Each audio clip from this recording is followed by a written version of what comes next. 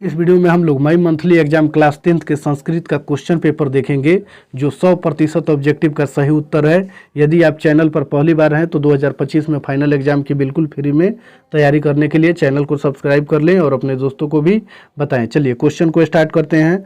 सबसे पहले question number 1 को हम लोग देखेंगे। मंगलम पाठ में कितने मंत्र हैं? मंगलम पाठ में कितने मंत्र हैं? तो इसका सही उत्तर होगा ऑप्शन नंबर बी 5, यानी मंगलम पाठ में कुल 5 मंत्र हैं। चलिए फिर 2 नंबर क्वेश्चन में दिया हुआ है कि सत्य का मुख किस पात्र से ढका हुआ है? तो इसका सही उत्तर हो जाएगा ऑप्शन नंबर ए हिरण्मय पात्र से। ठीक है। चलिए फिर 3 नंबर क्वेश्चन में दिया हुआ है कि वेदा हेमंतम पुरुषम महांतम डैश विद्यते यनाय मंत्र किस उपनिषद से लिया गया है? तो इसका सही उत्तर होगा ऑप्शन नंबर बी श्वेताश्वरो उपनिषद से। चलिए 4 नंबर क्वेश्चन को देखेंगे। मेगास्थनीज पटना किसके समय में आया था? तो इसका सही उत्तर होगा option number C Chandragupta Maurya के समय में। जो देखेंगे पाटल पुष्पों की पुतलिका रचना के आधार पर पटना का कौन सा नाम है? तो इस प्रश्न का सही उत्तर होगा ऑप्शन नंबर सी पाटलिपुत्र। फिर 6 नंबर क्वेश्चन में दिया हुआ है पटना के कौमुदी महोत्सव कब मनाया जाता था? तो इसका सही उत्तर हो जाएगा ऑप्शन नंबर ए गुप्त वंश काल में। चलिए 7 नंबर क्वेश्चन में देखेंगे पाटलिपुत्र पटना के नाम से कब से प्रसिद्ध हुआ? तो इस प्रश्न का सही उत्तर हो जाएगा ऑप्शन नंबर सी मध्यकाल में। फिर 8 नंबर क्वेश्चन को देखेंगे। 8 नंबर क्वेश्चन में दिया हुआ है कि वीरेश्वर कौन था? तो इसका सही उत्तर होगा ऑप्शन नंबर बी मिथिला का मंत्री। चलिए फिर आगे वाला क्वेश्चन हम लोग देखेंगे। अलसशाला में आग क्यों लगाई गई? अलसशाला में आग क्यों लगाई गई? तो इसका सही उत्तर हो जाएगा ऑप्शन नंबर बी आलसियों की परीक्षा करने के लिए।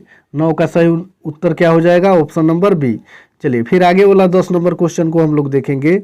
10 नंबर क्वेश्चन में दिया हुआ है कि याज्ञवल्क्य ने आत्मतत्व की शिक्षा किसको दी थी? तो इसका सही उत्तर हो जाएगा ऑप्शन नंबर ए मैत्रेयी को।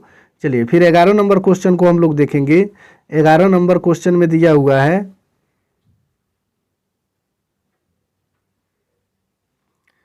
चलिए 11 नंबर क्वेश्चन में दिया हुआ है सर्व शुक्ला सरस्वती किसे कहा गया है? तो इसका सही उत्तर होगा ऑप्शन नंबर डी दंडी को। 12 नंबर क्वेश्चन में दिया हुआ है गंगा देवी का समय क्या था? तो इसका सही उत्तर होगा ऑप्शन नंबर ए 14वीं सदी। 13 नंबर क्वेश्चन में है कि आधुनिक काल की संस्कृत कवित्री कौन है? तो इसका सही उत्तर हो जाएगा ऑप्शन नंबर डी पंडित क्षमाराव। फिर 14 नंबर क्वेश्चन को देखते हैं किसके गीत देवता भी गाते हैं? तो इसका सही उत्तर होगा ऑप्शन नंबर ए भारतवर्ष के। 15 नंबर क्वेश्चन में है प्राचीन संस्कृति की पहचान किससे होती है? तो इसका सही उत्तर हो जाएगा 15 का ऑप्शन नंबर बी संस्कारों से। चलिए फिर आगे वाला क्वेश्चन हम लोग देखेंगे। 16 नंबर क्वेश्चन में दिया हुआ है कि सीमांतोन्नयन किस प्रकार का संस्कार है? तो इसका सही उत्तर होगा 16 का ऑप्शन नंबर ए जन्म पूर्व संस्कार। चलिए 17 नंबर क्वेश्चन में दिया हुआ है प्राचीन काल में शिष्यों को क्या कहा जाता था? तो इसका सही उत्तर होगा ऑप्शन नंबर बी ब्रह्मचारी। 18 नंबर क्वेश्चन में नीति श्लोका पाठ किस ग्रंथ से संकलित है? तो 18 नंबर क्वेश्चन का सही आंसर होगा ऑप्शन नंबर ए विदुर नीति से। फिर 19 नंबर क्वेश्चन को देखेंगे। 19 नंबर क्वेश्चन में दिया हुआ है कि स्वामी दयानंद के बचपन का नाम क्या था? तो इसका सही उत्तर होगा 19 का ऑप्शन नंबर सी मूल शंकर। चलिए 20 नंबर क्वेश्चन में दिया हुआ है कि मंदाकिनी वर्णम पाठ में के कवि कौन है? तो इसका सही उत्तर हो जाएगा ऑप्शन नंबर सी वाल्मीकि। फिर 21 नंबर क्वेश्चन को देखेंगे व्याघ्रपथी कथा पाठ के रचयिता कौन है? तो इसका सही उत्तर होगा ऑप्शन नंबर बी नारायण पंडित। चलिए फिर आगे वाला क्वेश्चन हम लोग देखेंगे। 22 नंबर क्वेश्चन में दिया हुआ है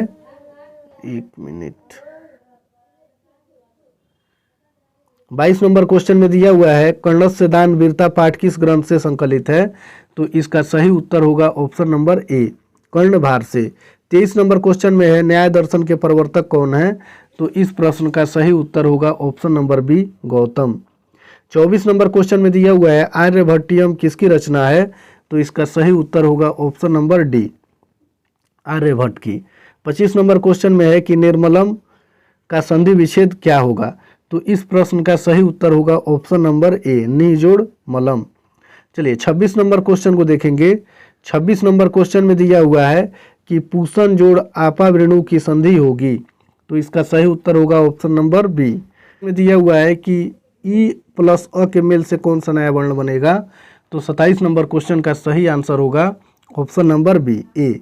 चलिए 28 नंबर क्वेश्चन में दिया हुआ है कि जंतु निरहितों में कौन सी संधि है? तो 28 नंबर क्वेश्चन का सही उत्तर होगा ऑप्शन नंबर सी, विसर्ग संधि। फिर 29 नंबर क्वेश्चन में देखेंगे अर्थाभावे का विग्रह क्या होगा, तो इसका सही उत्तर होगा ऑप्शन नंबर ए, अर्थस्य अभावे। फिर 30 नंबर क्वेश्चन को हम लोग देखेंगे, दिया हुआ है कि धर्म च, अर्थ च, कामा च का समस्त पद क्या होगा, तो 30 नंबर क्वेश्चन का सही आंसर होगा ऑप्शन नंबर बी। क्या होगा? ऑप्शन नंबर बी, धर्मार्थ कामा।